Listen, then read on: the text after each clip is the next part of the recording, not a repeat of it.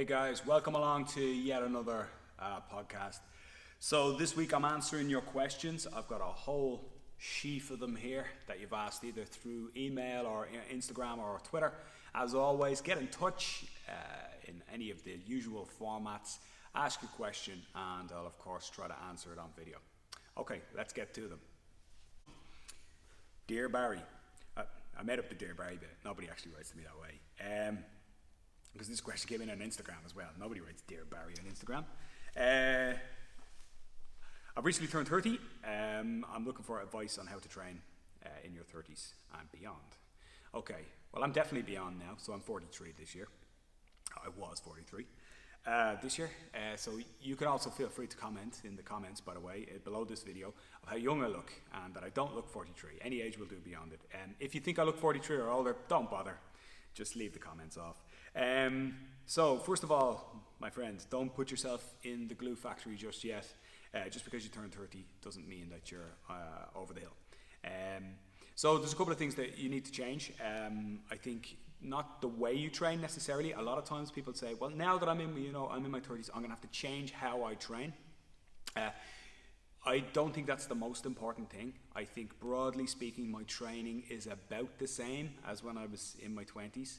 I train just about as hard and I push myself just about as much. Where I'm a little more careful is around my recovery and around my lifestyle outside and off the mat. So a lot of times people think that just because you're a bit older and you're a bit stiffer and probably not as flexible as you used to be, that that the big thing is not going to be able to do certain things on the mat. So in other words, certain things in training. And yeah, okay, that's true, but those things are generally self-limiting. So for example, I'm never going to do a flying armbar again, right? I'm never going to jump through the air and onto some of these. I wasn't very good at it anyway, but I'm definitely not going to be able to do it now. So for example, right, take the flying armbar. We come out and I go sparring. Flying armbars aren't something that we're going to be drilling on a lot of times here in Kyuzo anyway, but we come out and I start to spar against some other dude, and the first thing in my mind is I'm not going to go, hey, I'm going to try a flying armbar. I'm going to try and do that. Oh wait, no, I'm 43, I can't do that anymore. I do what I'm able to do, and I do what I think will be successful. So techniques and how you train is self-limiting already. You're not going to not be able to do that just because you're over 40 or over 30. You're not going to do it because you're just not able to do it, right? So that's self-limiting. So I don't think the way that you train is going to change necessarily, but it's going to be more about your exercise selection, and the things that you can do are going to change and be self-limiting themselves. So I almost don't think you need to think about that very much. Instead, I think you should think about what you do off the mat and how that impacts what you do on the mat. And a lot of the stuff about that is lifestyle. So for example, in my mid-20s, we used to go out on the batter, right, of course, with the club, after sparring on a Thursday night. So we used to come home from sparring on a Thursday, having done our hardest session. Bear in mind, we were in our early 20s, so even if we were up for work the next morning, you didn't give a damn. And we would go out and we'd have a feed of pints, and occasionally we'd even go out after that. We'd go on to a nightclub or something like that, and still manage to get up for work the next day and probably still be pretty fresh for training the next evening. If I tried to do that now on a Thursday, it will probably be next Thursday before I was able to train effectively or even function as a human being effectively. It's just not something you can do.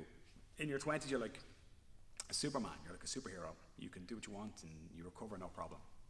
When you get older, that recovery is really, really important. You need to manage that more effectively.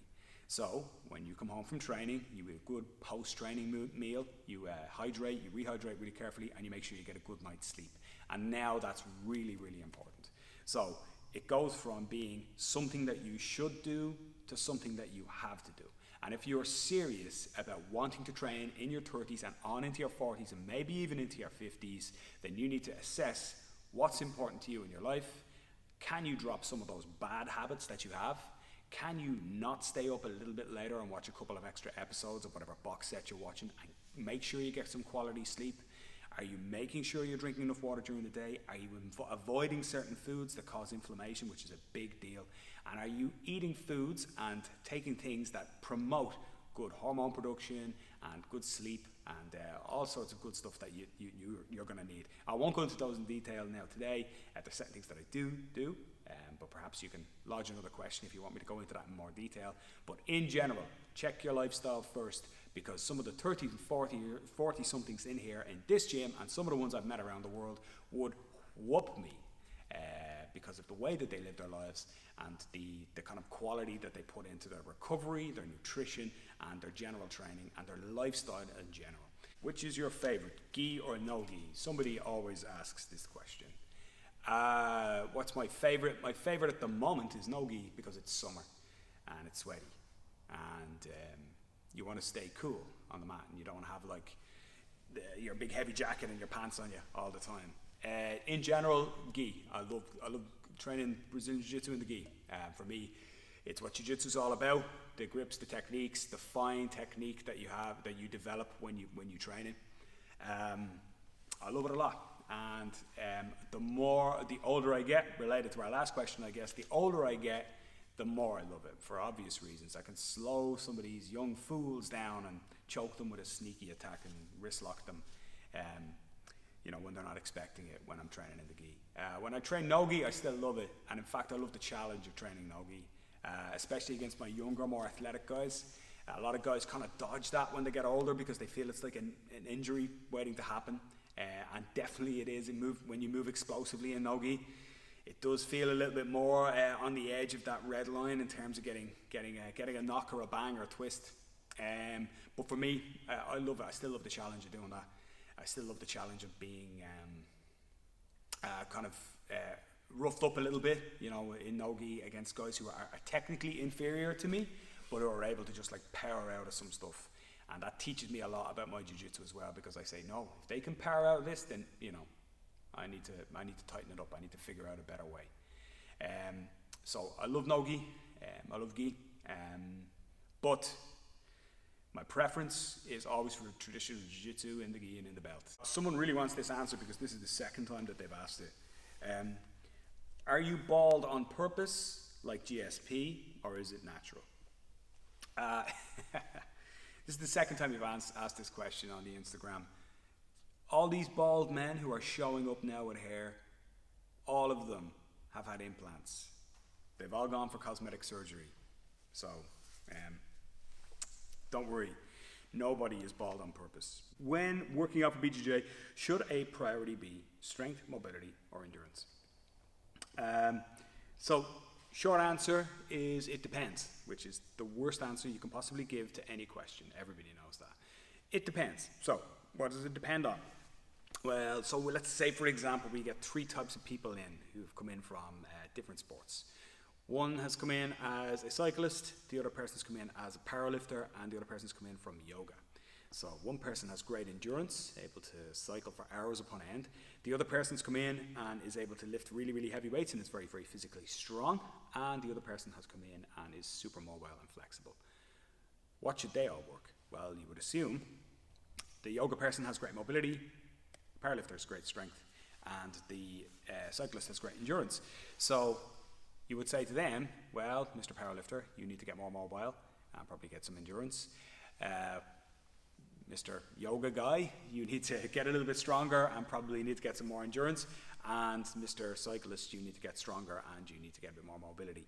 So it really depends on what you are and what type of person you are. What I would say is if you're a beginner, and I recognize your name, so I know you're a beginner, who's asking this question, if you have a better idea of what the sport requires of you, because of course I'm using three examples there of the super mobile, the super strong, and the super fit. If you have a better idea of what the sport requires of you and what you need and where your weaknesses are, then you'll know more what to approach your gym work with, okay, the focus you want to approach your gym work with. So, what does that mean? It means train more jiu-jitsu, see what's required of you, see where you're falling down, and that's where you apply your fixes, right? That's where you put the band-aid on. But here's the complication. If I take Mr. Powerlifter, who's super strong, onto the mat. Very often when he's on the mat, he feels pretty weak. Why? Because his technique is poor. He might be strong at doing this, but he's not necessarily strong at doing this, or, rotating or pummeling or anything like that. That can be a mobility issue, it can be an endurance issue, and it can even be a strength issue. If I take the endurance guy who's got super fitness and look at him, pretty soon I'm going to notice that he's probably exhausted after a couple of minutes. And the reason for that is that the energy system required to cycle for long periods is not the same as to grapple for short periods. Likewise, yoga and things like that are going to give you super mobility, but I still see people who struggle to get into positions, not because they're immobile, because they don't have good yoga or good flexibility, but because they haven't coordinated those movements yet to be able to be strong in certain positions. So very often when we look at jiu-jitsu and we look at the things that we need for jiu-jitsu, it's a pretty unique skill set, and it's a pretty unique physical set of physical abilities that are required. What we need to do is we need to take a step back and say, what is a lack of mobility, strength, or endurance, and what is a lack of technique? Now, the lack of technique should always be the one that you're fixing all the time. Focus on skills, focus on technique. That is the number one thing to do. Always focus on your skills. Always focus on whether you're doing the right things at the right time, because no amount of strength work is going to plug a hole in your technique. No amount of mobility work is going to plug a hole in your technique, and no amount of fitness is going to plug a hole in your technique. Because sooner or later, you're going to come up with somebody who is strong, mobile, and fit, and also has good technique. So no matter how much you work out in the gym, you're never going to beat that person. However, technique beats them all. So focus on your skills, focus on technique, and then, after a few weeks of training, or even a few months of training, take a step back and look and say, what's holding me back? Most of the time, there will be some level of technique, of course, but that builds very, very slowly. I don't always think that it's a good idea to head straight to the gym and try to outpower your opponents. I think it's better to, when you have an opportunity, to come and train jiu-jitsu instead. But be that as it may, being fitter, being stronger, and being more mobile is never a bad thing. So do kind of focus on those. Pick what you're weakest at. Pick your weakest point, whether it's your strength, your mobility, your endurance, or whatever it is. Focus on that, and it won't do you any harm in the long term, but make sure you're not plugging gaps in technique with it. The next one was, what do you think of the current restrictions? So to date this video, it is July 7th today. We've just received the delay. We received the news last week that we're going to have to delay till July 19th to full opening. I think they're crazy. I think it's crazy that jiu-jitsu or anybody else, any other indoor sport, has been equated with indoor drinking and dining, where it's a bunch of strangers in a pub versus a bunch of friends, teammates and colleagues in a training environment. I think without going on too much about it today, this is going to be a short answer, but if you want to hear me rant about it, come see me sometime, buy me a cup of coffee. But there's definitely a payoff and a trade-off between, there's people who would say that, public health above all else, and of course, COVID is a very, debilitating and tragic disease for a lot of people. But there's definitely has to be some sort of conversation about what we consider healthy and unhealthy in the long term. A lot of people have come back to us, even in the restricted way that we can train right now, and when we speak to them and we ask them what they've been doing over the last year and a half, their answer is drinking and eating, ordering off Just Eat, and eating a lot of bad food, drinking a lot of alcohol, and sitting on the couch an awful lot. So everybody you see out walking and taking a walk and running, there is an equivalent 5 people at home on the couch. There is an equivalent child who spent 12 to 16 hours on their Xbox that day. So let's have a conversation about that, and I hope that the next time when people come back and start thinking about imposing restrictions, they take a long look around them and see the problems that restrictions like closing down sports has caused. So there's a lot of problems out of them. I can't go into them in detail now. We hear personal stories, and I've got personal messages from parents of kids here, from people here who have struggled an awful lot during lockdown. in terms of their mental and their physical health. So I think there needs to be a conversation about that, and I don't think we've had it. And I think every conversation about that is struck down very quickly, as though you're complaining about a minor inconvenience. I don't think it's minor. I don't think things like obesity or anxiety or anything like that are minor, and I think they need to be treated with more respect. Will you coach MMA again? Do you mean you? Will I coach you, whoever you are? It doesn't say the name on the post-its. I still coach MMA. I still coach a little bit for 13 to 17 year olds, but nobody, no adults and no little children. For little kids, I think all of the benefits of martial arts can be taught through jiu-jitsu and through more traditional martial arts. And I think that there's a lot of stuff that goes along with MMA, the sport, not the martial art as it's taught in clubs and in gyms and by responsible people, and by good adults and good coaches, but about the sport that's unhealthy. So I think there's a lot of things that when kids look it up online and stuff like that, there's a lot of behaviors and a lot of attitudes that are exhibited in the sporting aspect of things, in the professional fighting aspect of things, that are not what I would want to teach a kid. So even though we wouldn't teach them those kind of things here, we wouldn't give them that kind of attitude here, when they go home and they turn on and they search hashtag UFC or hashtag MMA on Instagram or on Snapchat or wherever it is, or TikTok, they're going to see those behaviors and attitudes from the people that they admire. And I don't think that's something that we want to teach, and I think that's an influence that we want to have here. That being said, MMA is great because it teaches you the closest thing I think that we can safely do to a real fight. So with pretty much limitless kind of things, in terms of being able to grapple, strike, and all that kind of stuff. Versus sort of stylized things like jiu-jitsu, where there's no punching, or like kickboxing, where as soon as you grab them, you're separated. So most martial arts have developed into this split direction, where they focus on one thing. So MMA brings them together, and I think that's really important. And I say to grapplers all the time, even if you're a really good grappler, you're a black belt or anything like that, and you're competitive, every now and again, train with slaps. Train so like that your partner can slap you, or like not slap you hard. I'm not thinking about it, but even if you're, just doing jiu-jitsu every now and again, agree for a strike one night that every time you get a slap in the face, it's a punch. So every time the person can touch your face, it's a punch. And just do that and see how much your grappling changes. And your grappling changes quite a lot, okay? Particularly, a lot of your favorite positions just disappear. And a lot of things where you think you're safe become quite dangerous. So that's really important. So that's why I think MMA is something that we will always do to some degree here. But I can never see myself like cornering anybody again, or dealing with the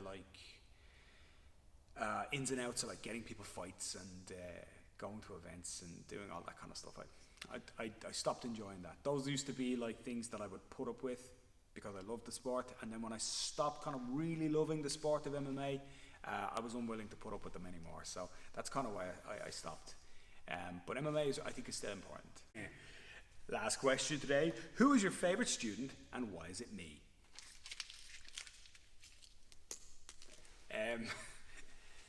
Who is my favorite student? I don't have a favorite student, of course. I'd have to say one of my 3 kids who I'll train here, of course. But I haven't had like favorites over the years. When I think about some of the people that I have trained and how well they've done, it gives me a sense of satisfaction greater than probably some others. And those aren't necessarily the people who've won like tournaments or who've got black belts or anything like that. In fact, very often I don't think about like how well people have done. Very often some of your good guys, some of the people who are really, really good, would have been good no matter where they went. So it's nothing to do with you, because they're like dedicated and they're athletic and they've got like all of the things going for them that you would need for like to be like a good fighter or a good martial artist. So almost if they'd walked into, Ben Dunn Fitness and gone into the cardio kickboxing class, they probably would have been really, really good at that too. So what I actually think about when I think about who my favourites are, or not necessarily my favourites, but maybe the people who I've enjoyed coaching the most, are the people who've given me the biggest challenges. And those challenges can be either like physical challenges. In other words, they've got a developmental disorder, like in the case of kids, which we get a lot of. Maybe weight problems, maybe fitness issues, or they can be like psychological issues as well. When you talk to people about their confidence, about their anxieties, about different things that affect them in different ways. Some people's lifestyles are really, really bad, and they use jiu-jitsu to kind of turn those lifestyles around. And I'd say those people are my favorite. And without going into like really specifics and like embarrassing people or outing people, we get some kids here and they're like recommended to come here, and I've said this loads of times before, we're almost the sport, and we're sometimes the sport of last resort. So we get kids who don't fit in with football or basketball or team sports or the traditional sports because they don't get along well in a team environment, because they've got maybe weight issues, or they've got things like dyspraxia, coordination issues, or anything like that, where, you know, when they drop the ball, everybody can see them drop the ball, you know, or they're not able to run or do the relays that they're doing even for warm-ups, and it takes too long for them to get to that level, and so on. And so we get them filtered down, because this is an individual sport that they can kind of adapt to their own ways of playing, you know. So the result of that is that we get people who start off at a really low base, probably lower than the average person, and we get to work with them over time. And some of the stuff that we've done over the years, and not just me, but like the team of coaches here, particularly the team of kids coaches, has actually involved us having to study and really get to know the kid, or really to get to know the particular condition that they have or the disorder that they have. And then we get to work with them slowly and over time. And the net result of that is that we go from not necessarily like going to, like, you know, a high level competitor or anything like that, although some kids do go on to do that. But we go from a situation where maybe a kid can't do a tumble, and 6 months later they can do a tumble. And that's enormously satisfying, particularly when you put a lot of work into it, and particularly when, as I said, the base is quite low. So when you look up and a kid's doing like a super Ippon Nagi throw, and you know, when you look back, you know that 12 months ago they couldn't even like put their left foot in front of their right. That's really satisfying and really enjoyable. And some of those people are my favorite students. And that sounds like a real, like, oh, you're just saying that for the camera. But that's true, to be honest. It's really, really satisfying. It's probably like what keeps me in coaching. It's not why I got into coaching, but probably what keeps me in coaching is the challenging kind of aspect of things like that. All right, that's it. That's going to do us. So if you have a question for next week, pop them in the Instagram, any one of our Instagram question boxes. You can email info@kyuzogym.com, or you can get me on any of our usual channels. It's now harder to not get in touch with us than it is to get in touch with us. So if you can't figure out a way, then you probably won't figure out a way to get to the gym here either. So don't bother. So do get in touch, ask questions. I'll answer anything. Again, anonymity is key, so don't worry. I'm not going to give you away if you're answering something, if you're asking something personal. Do get in touch. Enjoy your training, guys, over the next while. We will talk to you soon.